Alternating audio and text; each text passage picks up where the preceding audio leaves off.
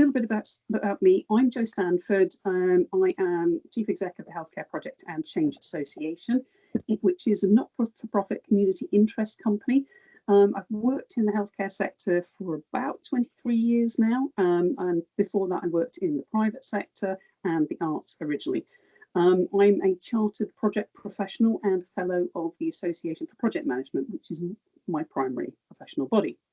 And when I came into the NHS in 2013, as my day job, I was head of the corporate portfolio office for Health Education England, but also head of profession. And so I kind of came into the NHS, had a look around, I think 1.5 million people, all sorts of professions in there. It's been going a very long time. Where's the project profession? And there wasn't one. There was no coordinated development.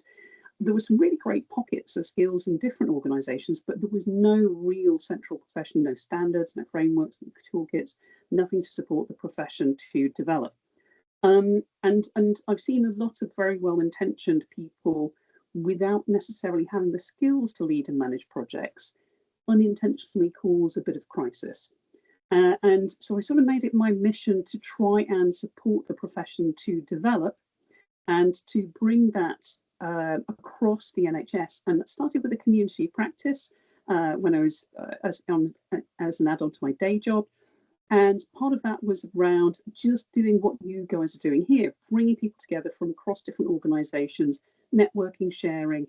Yay, we've got slides, woohoo! That's a celebration. Okay, I'm going to have to do that slightly awkward thing of next, please. So move on. So yeah, so if we can go to the next slide. So the association, we are UK-wide. We have regional networks in Wales, Scotland, Northern Ireland, and across the regions in England. This is run by the community and by the profession for the profession.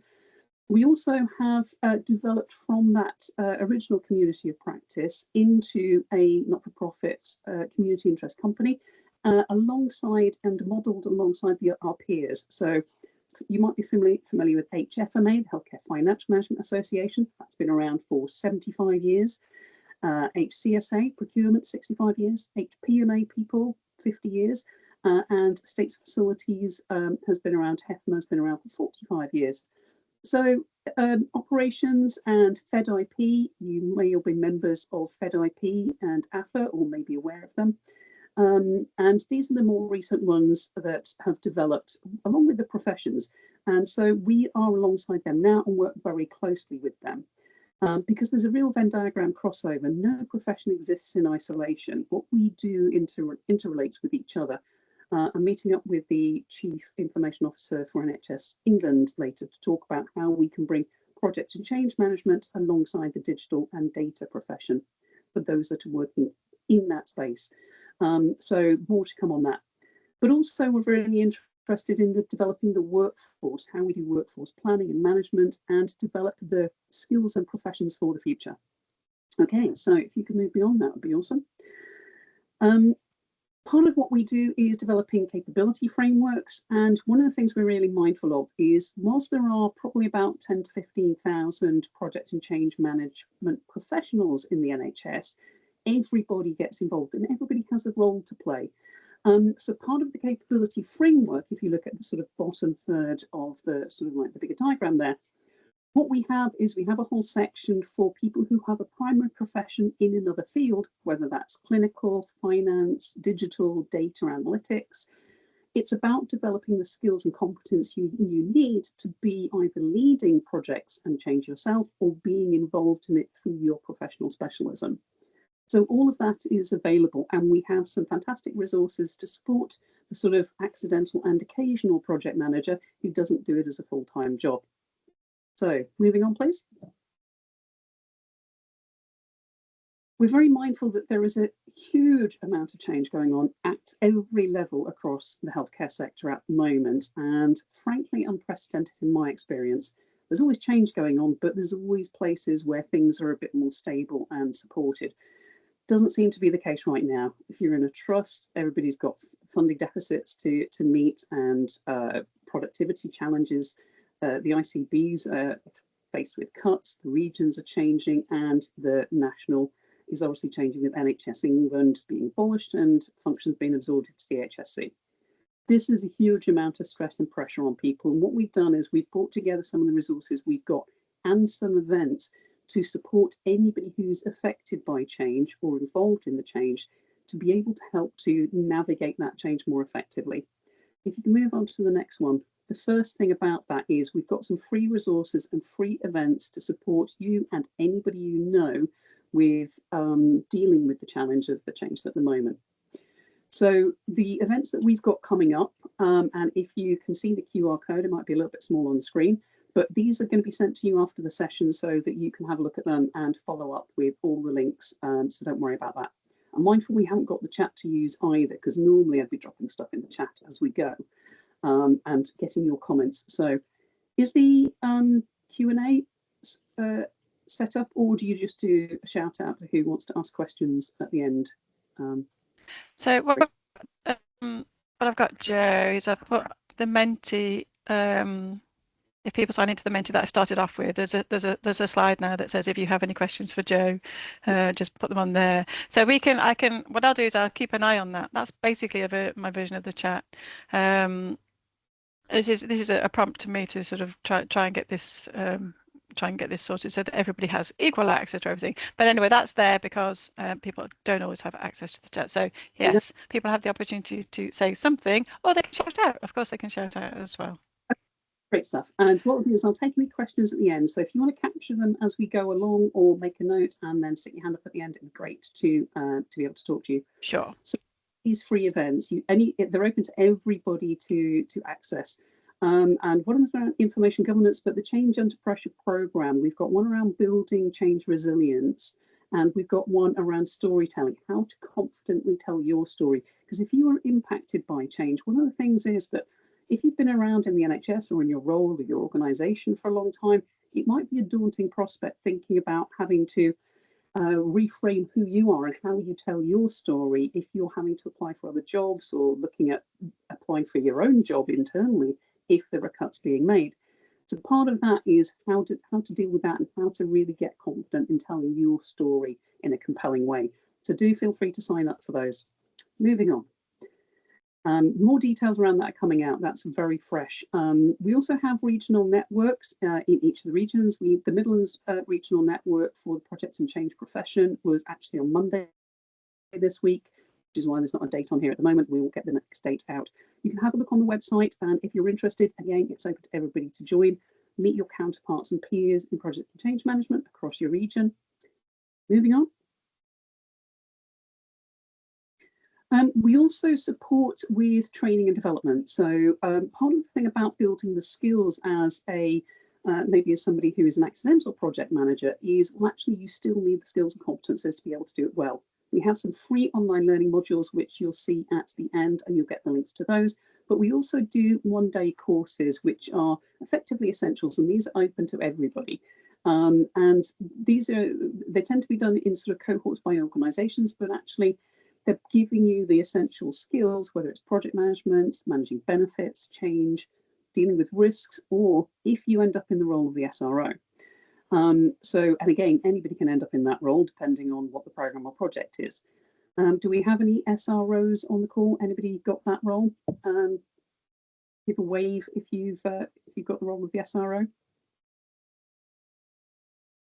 We don't have any at the moment. Do any of you work for SROs in terms of programs or projects? Have any of you got anybody that is in that role that you're working to? No. I'm looking for hands up, so I can't see hands up. So either they don't, or they can't tell us. Well, we have Chris Bealey. Chris Bealey, can you talk to us, or are you just raising a hand? Yes, I can. Yeah. Yay. So I work with the new hospital demand model, which I spoke about in Huddle a few weeks back. So the SRO for that would be my boss's boss, Peter Spilsbury, and I'm the sort of the lead for the model. Okay, fantastic. And thanks, Chris. That's great. And what we have, and I'll add the link in as well, because we have resources on our website which are to support SROs, because SROs are generally not program and project managers by profession. They're usually the people who are the operational lead, who run that area. and because they've got the subject knowledge, but that doesn't necessarily mean they have the knowledge on how to be an excellent SRO. So that resource is available if you want to signpost people to it, if you think it'd be of use to them. Okay, moving on. So next, we have some specialist training around change management. And change management, if anybody doesn't know the difference between project management and change management, project management delivers products. And that might be a new IT system, it might be a new policy, it might be a new service, but it is a thing. And it is project management is a very logical process of developing, rolling out, and implementing that thing. Change management is psychological. It is the people side of change. It's how you get people to engage with you, get them positive about it, get them involved, help with the training, help with spreading the messages, networking, the new ways of working, and the cultures and behaviours that need to go with it to put it into practice. And this is where we have a big gap in the NHS, and therefore we have some really great resources to support people with that if they want to develop their skills, including a free online learning module. Next, please. I mentioned Bryn, who is doing a free session on storytelling. He also has a book out. If it's not for the faint-hearted, because it's about what do they call them? Serial killers in South Africa, and how they frame stories to sort of shape the things that they've done in their lives. But there's some interesting lessons from that. And so he translates that into how people can use that storytelling to help support themselves and their teams in a very positive way. So that's available if people are interested in that as well. So very lastly on this little bit in terms of who we are and what we do, we are a membership organisation, so we have team, trust and ICS level membership. And ICS level, it means everybody across, all the providers across the landscape get access to all the tools, the templates, the resources, the guidance and all the benefits and discounts that come with it.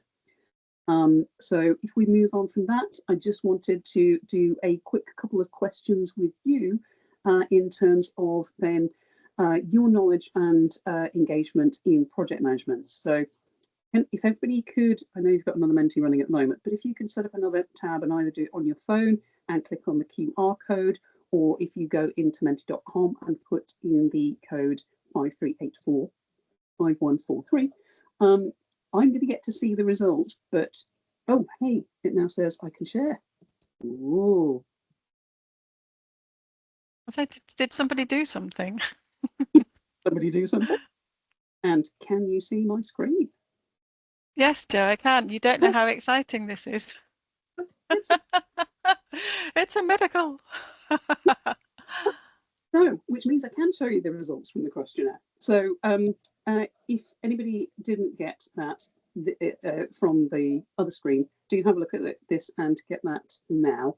And what I will do is move on to the first question.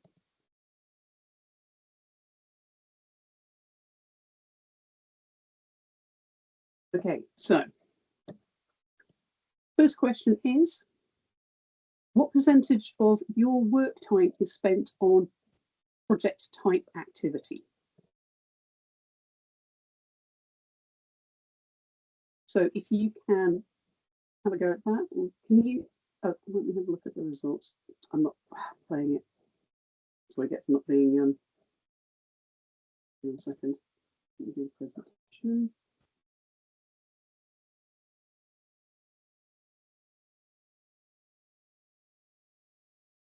Is that working now? Give me a thumbs up, somebody. Oh, right. We've got some results coming through.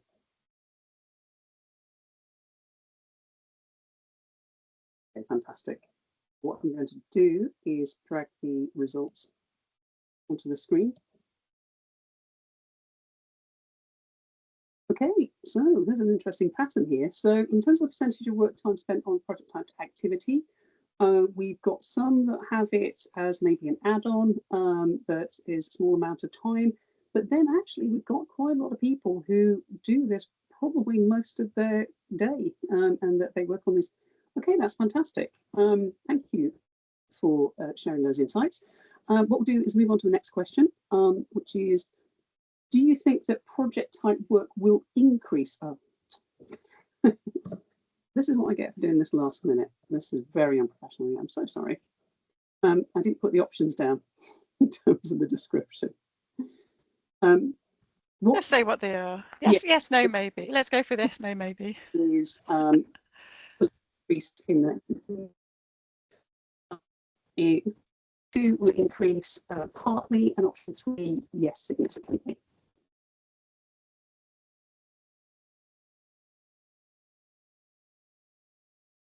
I don't know if everybody got that. So option one is no, we don't think it's going to increase. Option two is it's going to increase significantly. I don't know if that just confused everybody when I went into that. But so actually, there's quite a few folks that think that that's actually going to increase significantly in terms of the future. So that's really interesting. What we'll do is we will, so it may be in terms of individual role. So it might be dependent on the kind of role you have, whether or not you think it's going to impact on you and whether or not you think there's going to be more project type activity going on there. So thank you for answering that question. So for those of you in terms of your interest in project management, some of you may have qualifications in it and experience of managing projects alongside your data analytics skills. But for those that don't, I want to cover one of the critical things around this, and this was the thing we've discussed with Rachel, is why do we plan projects and why is the skill around planning projects so essential? I want to show you a very quick story. So this is at K2. K2 is the most dangerous mountain in the world. 33% of the people who attempted K2 historically, it's apparently improved a little bit recently, 33% historically died in the attempt. A third of people who attempted K2 died in the attempt. And you kind of question, well, what makes people want to do it? What is the purpose of it? So if you think about what people are trying to do when it comes to K2, is anybody willing to kind of put their hand up and give me a shout out and say, what are they aiming to do with K2?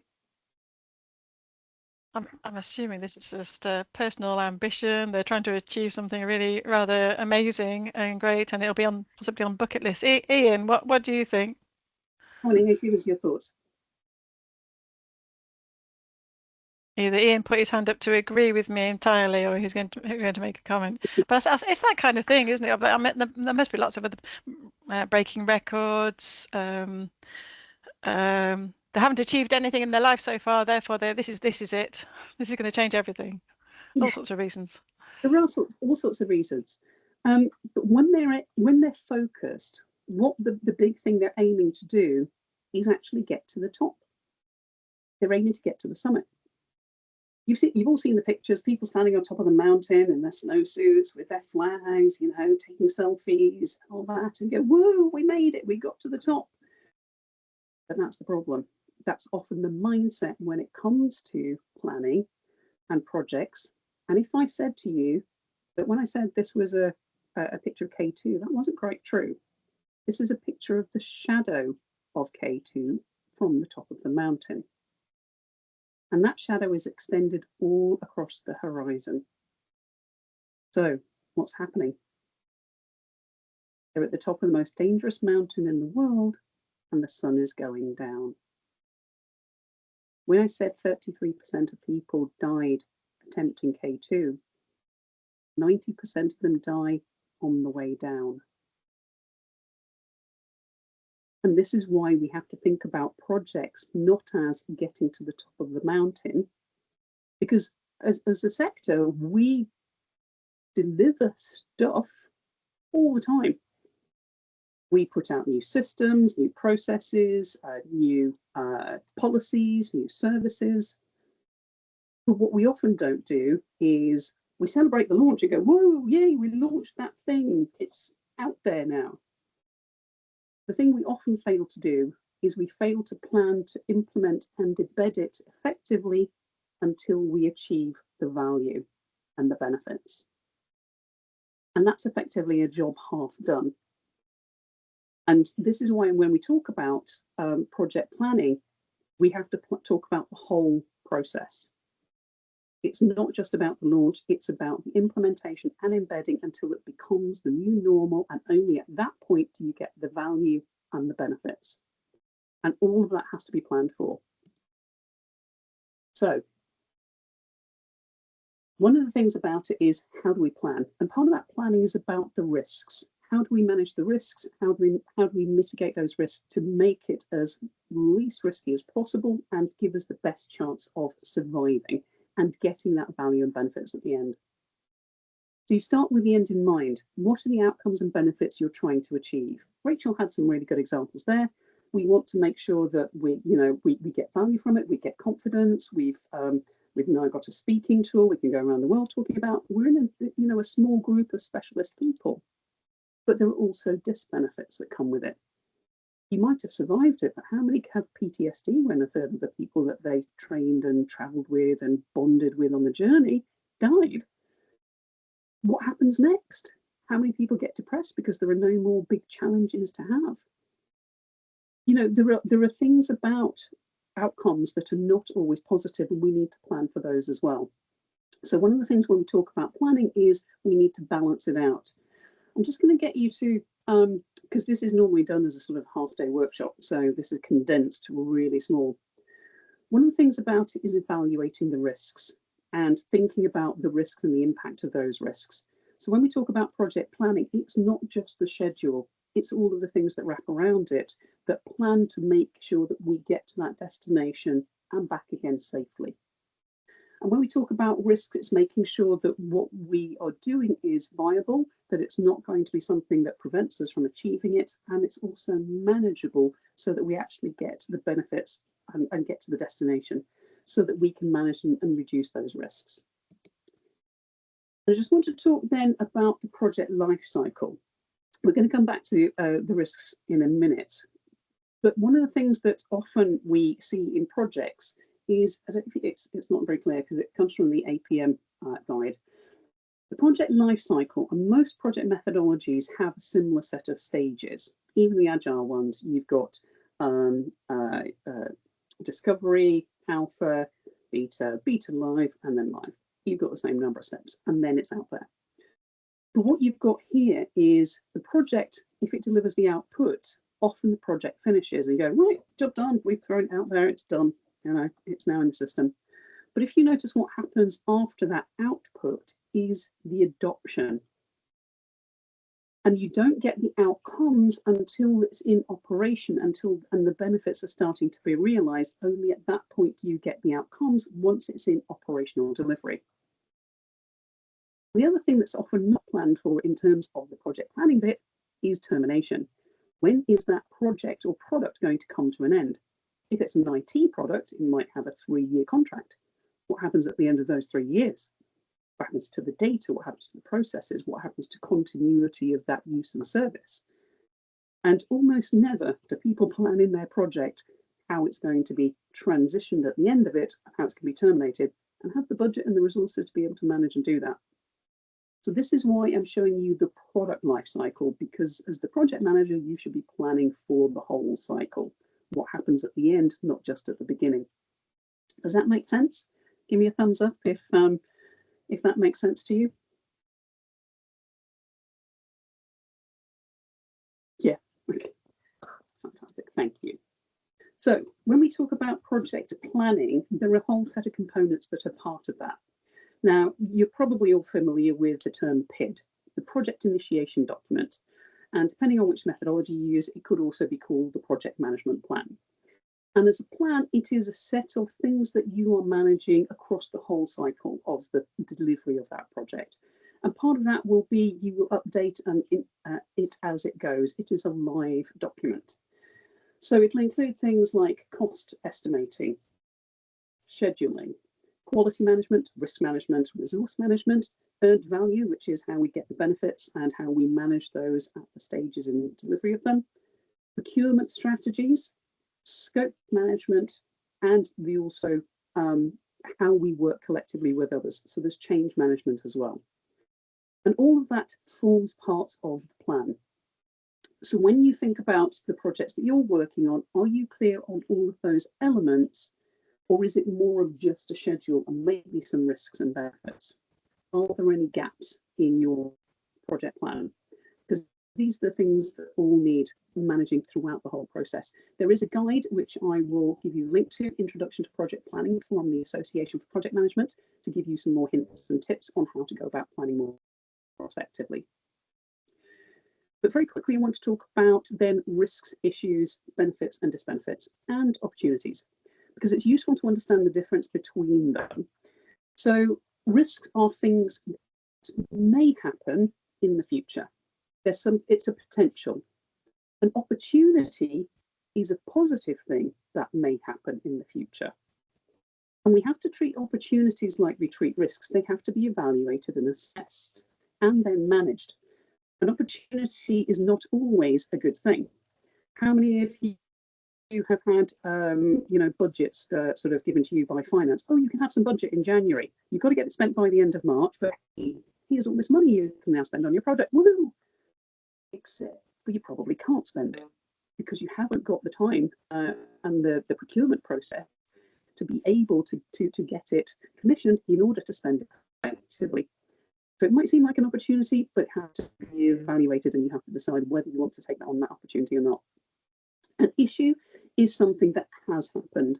It may have been on your risk register and on your radar, or it might not have. It might have come left field. And we've got examples of those if we had time to go into them. But an issue is something that has happened and that you now need to do something with to resolve that problem. And when we talk about benefits and disbenefits, these are things that will happen if you deliver your project successfully. So a benefit is a positive thing that will happen if you're successful. A disbenefit is a negative thing that will happen if you are successful. Now that's very different from a risk because it will happen and it's part of the plan. And these things need to be balanced out. I'll give you an example. High Speed 2. We've all heard about High Speed 2 and what a fantastic job it's going to do in terms of getting people from Birmingham to London 20 minutes quicker. Woo! That's amazing to spend. How many billions have we spent on it by now? 36? Probably a lot more than that by now. But also, it's not just that benefit. There are a whole host of disbenefits that if they successfully delivered it, would also happen. Communities mowed down, destroyed. Natural wildlife habitats, historical sites and buildings, impact on the environment, impact on culture and history and all of those things around those areas, but also people losing their homes, losing their sense of community, losing their livelihoods. All of those things were things that they planned to happen if they successfully put it in place. And that has to be balanced out against the positive benefits when you're planning your project. Ignore them at your peril. You know, they're not often included in the business case. It doesn't make it look so good, but they're still going to happen anyway. And people are going to be really disappointed when their experiences all of these negative things as well as the positive ones. And you need to manage people's engagement in that. If that made sense? Okay, I'm going to whistle through from that. So we've got some processes for looking at risks. And when we look at risks, there's three real, the sort of matrix that we've got that can be adjusted, but they basically do the same thing. It's about identifying what's more risky, what's less risky. And it doesn't matter which you use, it's just what you do with it that counts. So we might have risks that we identify, and we look at it in three ways. How likely is it to happen? What is the impact of it if it does happen? But the third one is proximity. When is it likely to happen? You might have a very high risk that is going to happen in 12 or 18 months' time, and you go, okay, well, we need to do something about that. But if you've got a medium risk that's potentially going to happen next week, that's the one that should have your attention on it. Proximity helps you to understand when we need to manage risks by. And how we look at risks, there's three really useful techniques. One is PESTLE that we're going to look at in a minute, and some of you may be very familiar with that and used that before. We'll go over it again, and there's a useful guide that goes with it. Historical information and data. What has been recorded from previous projects that we can learn from of the this kind of project. But there's also lessons learned. There's your experience and other people's experience, because actually people won't always write down the lessons learned in a log or on the register, because a lot of problems, people related. You can't always write those down, particularly if they're people who you report to. So part of it is having conversations and networks where you can ask the community, who's done this kind of project before? What would you do differently if you were doing it again now? What were the real bear pits that you would avoid, or to let us know so we can avoid those and not have to write them down? But we've got a tool to help you with that, and we can share that with you. So you can give that a go. Vessel. As I said, you might be familiar with this one, and it's a technique for identifying different kinds of risks. The worst thing to do is sit in isolation and look at risks, but actually there's people that you can bring in who might be experts in different areas. There are political risks. Is the government changing? Have they got a new policy? Have they just abolished a major organisation? Is that going to impact on our funding, on our ability to get things approved, on our ability to deliver things? Some of those things can impact on it. Economical, do you have the budget? Is it going to be there for the duration and for the operational management? Social, who is it going to impact? Is it going to impact patients, staff groups? What's the impact on them? Technological, is it new system, new software, new technology that you're going to be using that you need to integrate into other things? There's also legal. Are there legal implications of it? Things like GDPR and other things from a data analytics point of view. What are the consequences of that? And then environmental. There's a big push around AI at the moment, and I did a session that talked about this, and somebody came up with a question about what about the environmental impact of AI? It's apparently sucking all the fresh water across the planet to have us all ask our questions of ChatGPT. What do we do about that? So those are some really important things, and there's some things, and you'll get a copy of the slides if you want to have an opportunity to refer back to these, and a template for you to use so that you can do it yourself in terms of estimating your own project risks. So scheduling and planning. I'm going to have to cut this back a bit, I think, Rachel, because we're running out of time. Have we got a hard finish at 12 o'clock? I don't have a hard finish, so we can go on a bit, and we're recording this, so if people do have to go away, then we can share. I'll share it afterwards. So that's absolutely fine. Take your time, Joe. This is great stuff. Really enjoying this. Good. Hopefully everybody else is as well, and it's some interesting news to you. So project scheduling and planning. If you are an accidental project manager, you might not do this all the time, or you might, but actually you not have the opportunity to look at different ways of managing projects and the tools and techniques that go with it. Now, one of the things that tends to happen is people tend to learn one methodology, and it might be from the background you come from or the profession you come from. It might be that you learn Agile and Scrum. It might be that somebody convinced you to go on Prince 2 and thought that was a good idea. It might be that you do Lean because you do service efficiency projects. It might be CUSA because you do quality improvement projects. But these are basically tools in the tool bag. Methodologies are just tools. They're a process to help you plan and manage that change in a particular way. But a bit like if you were a plumber, if the only tool you had in your tool bag was a hammer, then every problem is going to look like a nail, but it's not particularly useful if you've got a leak that's been sprung. So one of the things to think about when you're looking at your project is, what kind of project is it? Is it a cost improvement project? Is it a service improvement project?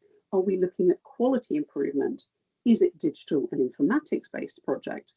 Is it transformational? Are we changing the way in which the function of the organization works? Are we looking at healthcare improvements, so iterative, continuous improvements, so things like Kaizen? Is it organizational change? Or is it capital and infrastructure? Now, the caveat here is most projects are not just one of these things.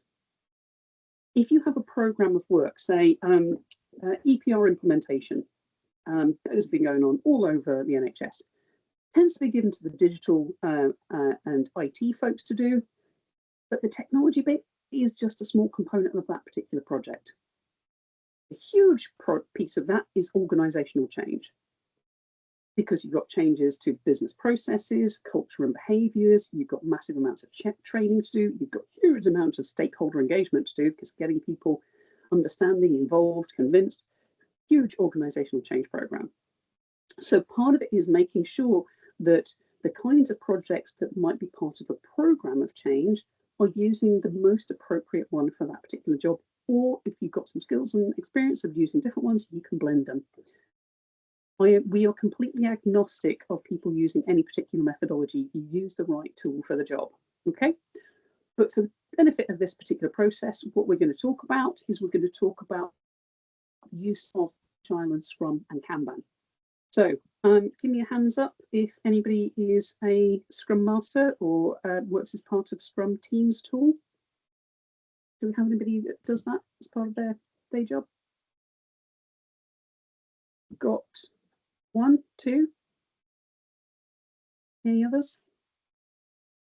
Okay, so if you've got any thoughts or comments, we do the strategy unit. Sorry, we do the strategy unit. Yeah. So for everybody else, what we're going to very teams in the strategy is the Scrum methodology, because it's quite a handy one for small and small scale projects, because it's quite adaptive. If you are managing something over a long period of time that is very complex, you might want to look at other methodologies coming together. But this is one that everybody can use effectively. So you have inputs in terms of the customer, the team, the managers, and the execs in terms of what the requirements are. What is it we're wanting? And why? Why is it important that we have this thing? You have a product owner who is then going to own the delivery of that. And the product backlog says, these are the things that we need to produce in order to deliver that service or that function. And those are then prioritized to say, well, what are the most important things that we need to deliver? And then as it's a different approach to many of the other ones, because what you look at then is you might have a fixed amount of time to deliver the project, or a fixed resource, or a fixed budget. And what you will do is you will work through your backlog, delivering those in chunks that are called sprints, and say, how many of these can we do in the next 2 weeks? Well, we estimate it's going to take us this long to do these 3 tasks, right? These 3 things we're going to deliver in the next 2 weeks. And at the end of that, we've got something to test out with people, to share, to iterate, and to get feedback on. So that's about how do we make sure that what we're producing adds value. And once we get to a point where that is something that can be put out there for people to use, it's been tested, it's been sorted out, you have a minimum viable product. And when you've got a minimum viable product that's gone out there, that has the basic features that people start to use, then you start to generate value. You're not waiting for the whole thing to be done, you're getting value straight away. And that's one of the real benefits of this particular method. And the team then works together, they review how progress is making, what's slowing them down, is it taking longer than they thought, and they're reevaluating their estimating techniques as they go through each one. And they get more and more efficient at it because they understand how long it's going to take to do these things. And all of those problems tend to get resolved, and the Scrum Master will take responsibility for resolving them as they go through the project. And then you have the sprint review that looks at how did it go? Did we achieve what we wanted to? What were the problems? What are we going to do differently in the next sprint? So they're iteratively improving the process for how they do it, as well as the efficiency with which they're doing it. And then there's a sprint retrospective that looks at then the outputs, and we've got the finished work. Has that delivered? Is it doing what we said it was going to do? And then you repeat the process until you run out of time, budget, or resource. And at which point you've got something that is working, adds value, and is delivering benefits. And it's doing it from very early on, and it's hopefully then meeting the needs of the service users. That was an incredibly short whistle-stop tour through that, but you can have a look at that in more detail when you get the slides. But there are some best practice guides that come along with this that thinks about, how do you go about doing it? Understanding user stories clearly. What is the story about what they do and how they want to be able to do things that adds value to them, that improves that process? Because that's the bit that's going to help shape what that product does and how it works for that end user. It's got to be for them in mind. Use the story points for estimation.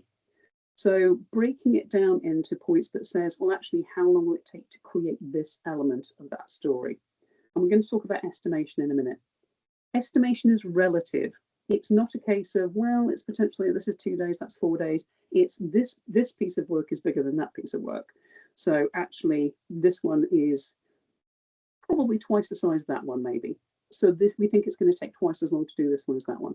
And you can refine your estimating as you go along by refining your estimating techniques.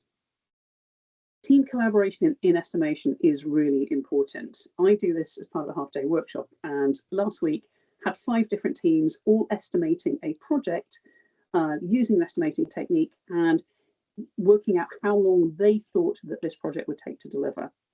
And it went from 90 days to 130 days.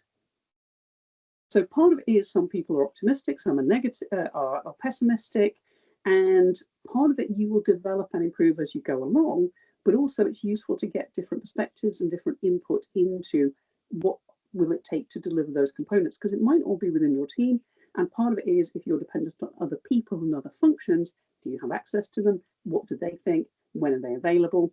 How can you build that in?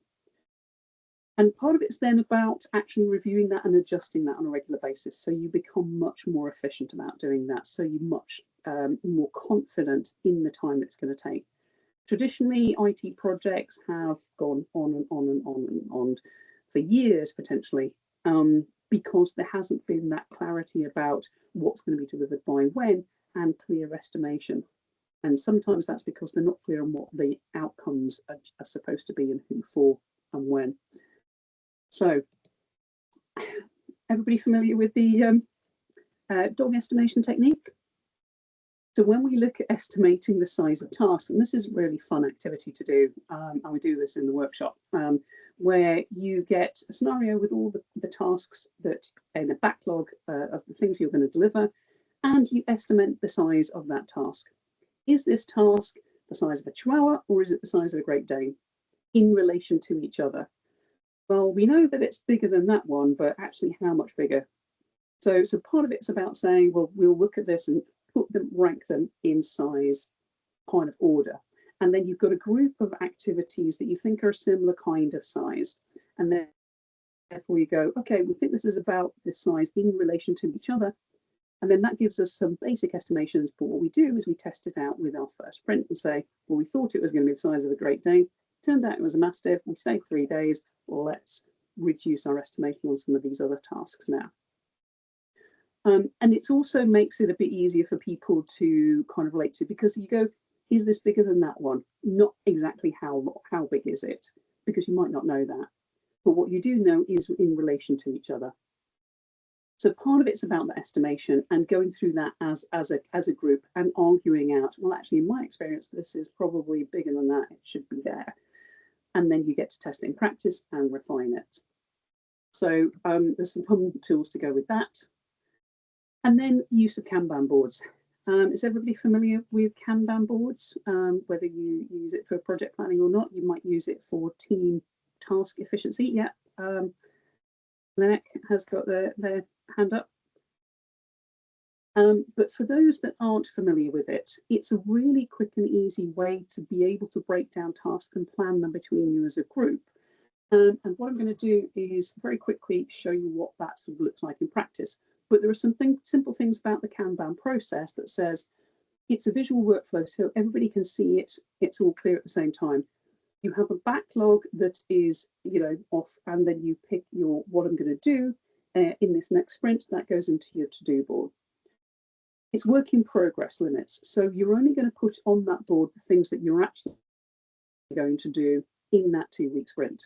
The rest of it's staying in the backlog, because it's too easy to become overwhelmed and create bottlenecks and go, well, we've got too many tasks going on, the resources are too spread out. It's a pull system, so once a task has finished, you pull in the next one. So if you finish early, you can then add something to the to-do list from your backlog. And it's about continuous improvement and refining your process as you go. And it's about incremental change, so adjusting for easy integrating and into existing processes. This isn't about big bang launches. It's about that small value, small changes, and incrementally growing it, which reduces the resistance and reduces the sort of negative impact of the Big Bang approach. So some of you may be familiar with MS Teams use of Kanban boards or Trello. Trello was out many years ago. We used that, way back when. It's refined. There is a free version that you can use, but on the MS Teams version, if most organizations are now working in sort of MS Teams, you can add it into a particular channel in your Teams. If I drag this over onto the screen, you see that? Okay, so this is my Teams channel. So in here we have the Accidental Project Manager courses and the Procurement Leadership Program Project Plan. So this is the plan for delivering on that particular project. And you can add to your backlog. You can put up what this is up next, but this is the to-do list. Issue the certificates. Well, that was in progress. We're not sure what's going to happen next with that one. Completed the quiz and delivered the training. Yeah, those are all going to be done. And you go, right, okay, we've done that now. I'm going to add that to the list of completed tasks. And you can allocate resources, dates, people, and all of that will help you plan as a team, because you can add it to individuals, to responsibility, where it is, what needs doing, any description of the task, you can add links to it, and a checklist of actions that need to be done. It's a really fantastic way of team planning so that everybody knows where everything's at. So if somebody goes off on holiday or goes on leave and you're in the middle of a sprint, you go, well, actually, somebody else could maybe pick up that task. We know where the links are, we've got the resources, we know what he's doing with it. It's a really useful tool. And if those that use it have any hints and tips, if you want to stick them in that Mentee comments as well, that'd be great. And what I'll do is, for those of you that haven't used that yet but are interested in using it, I got ChatGPT to create a guide for setting up and using it with top tips. So that'll come in the follow-up email with other resources to support. So that as a tool for helping you to plan your project is going to be really valuable, and it's free for everybody to use, and your teams can use it right now. And it's much easier and simpler than something like a Gantt charts and more complex planning tools, unless you're really wanting to develop that. So I have another couple of questions for you on Mentee, for those of you that can hang around. I'm hoping some of you can still. Let me move the question on. So AI in project management and data analytics. So those of you from a data analytics point of view, what AI tools do you use currently? And if you do, so the question's live. So it might be that you don't use any currently, or you might use ChatGPT, Copilot, Gemini, Bard. If you use Google, there's Claude, which competes with ChatGPT, Perplexity, Grammarly, or other. So if you select other in the Mentee questions bit, if you want to put down which other you use, because you can share and some thoughts and ideas on it and what you use it for, because that might be useful for others to be aware of. So we've got, I use ChatGPT all the time, and occasionally use the graphics one that goes with that. So ChatGPT and Copilot, that seems to be ones that are regularly being used.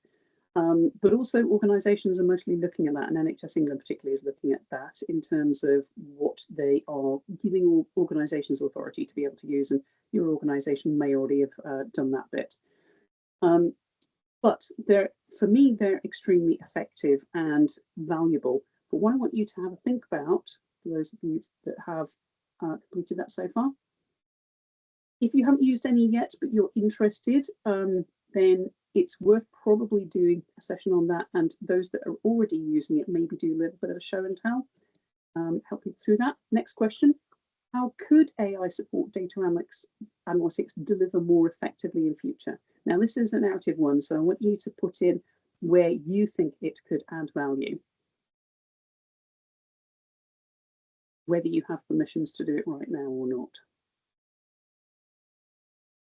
Or if you're using it in a particular way that does add value that you think could be better used elsewhere. Make code more efficient. Yeah, absolutely. Where else? Automate data processing tasks. Yeah. Helps in troubleshooting code. Yes, absolutely. Find the problem. Locating and using public data sources. Yes. I'm going to mention that a little bit in the next slide for those that can hang on or watching it on demand, because there's some interesting work going on across a coalition of organizations in that space that's making it open AI for people to benefit from the research and development of projects around use of AI for data analytics specifically. Speed, absolutely so much faster. Automate production statistics, yeah. Shorten learning journey. Yes, yeah, it could help you to focus in on key things. Interpretive summaries, yes, yes, absolutely. Doing the analysis and thematic evaluation. Loads of use for me within my qualitative data analysis. Yeah, fantastic. Learning concepts and ideas in a new way, a new area of work or projects. Absolutely. One of the things that people, I don't think, necessarily do enough is ask ChatGPT or Copilot or others, what would you do in this situation, or what are the options available?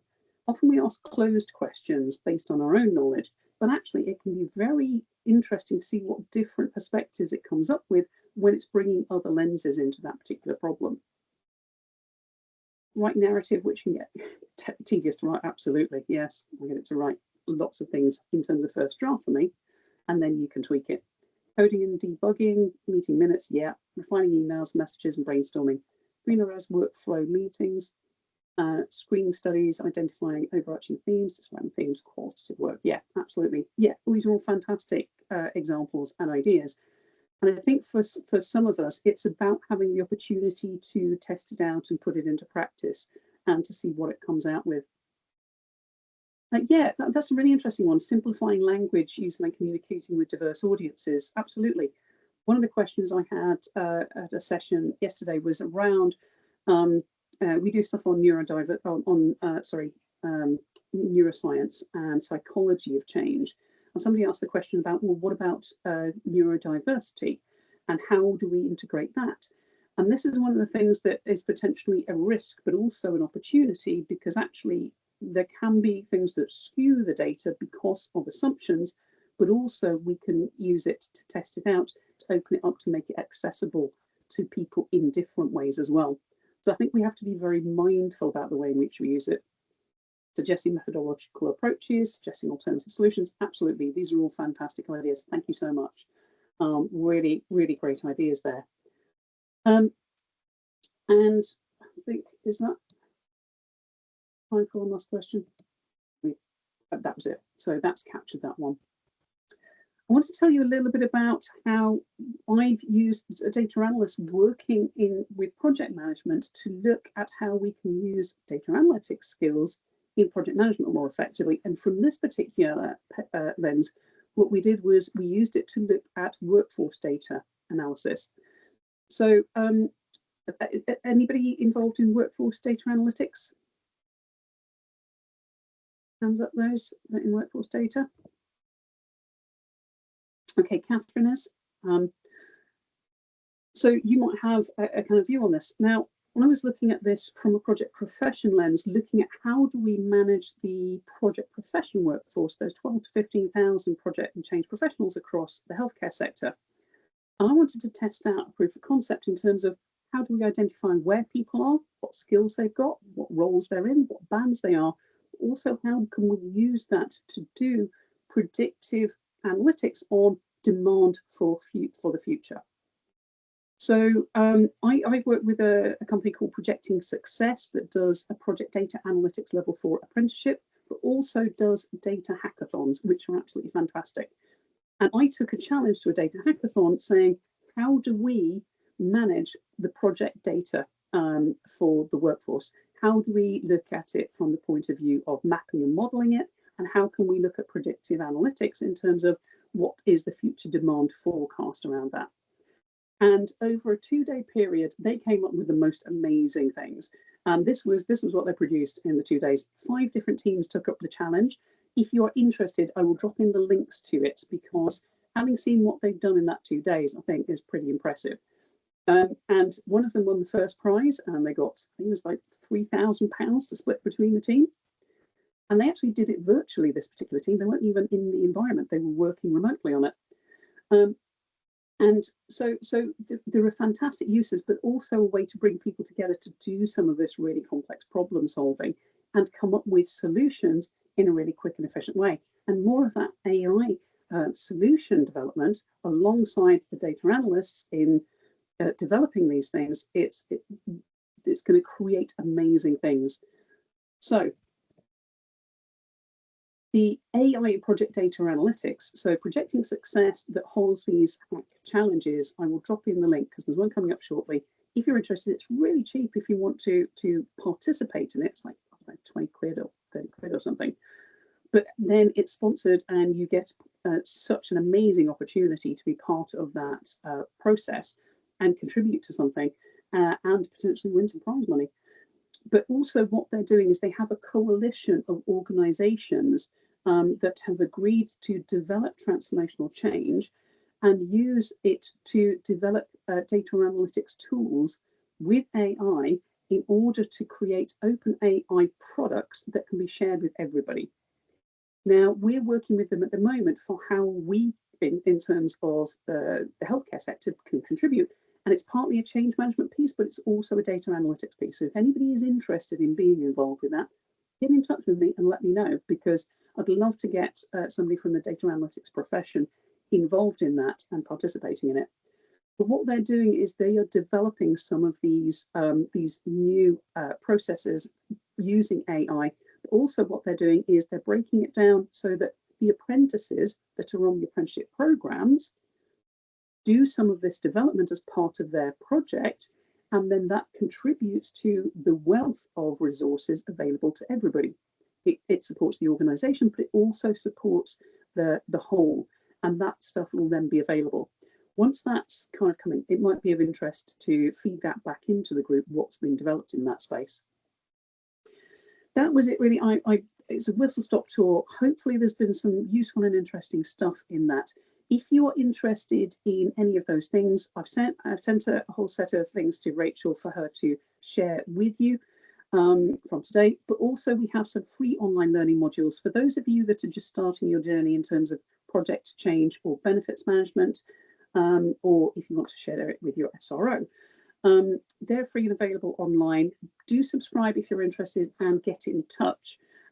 Because a lot of our events, particularly these change under pressure ones that are coming up soon, there's some really good things that could support you and your team members. Do subscribe, you will get all the details then sent to you, and it's free to do that. Okay, I'm sorry we've overrun so much, but we haven't started late. It's probably been about on time.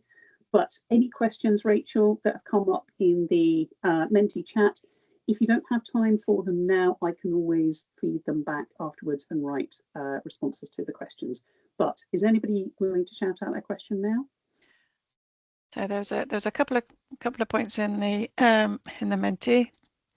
Excuse me. One of them said 100%. That simply meant that they were agreeing with what you were saying at that time. So that was good. Somebody mentioned who put other AI tools. They use DeepSeek.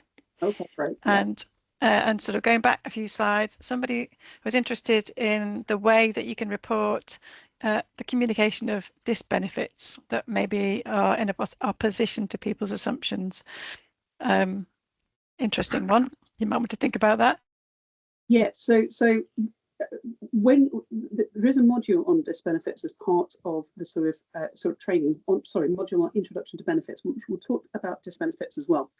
The whole point about how you frame it within your business case particularly is you have to balance out both the economic benefits and the economic disbenefits versus the cost, because they will wipe each other out sometimes.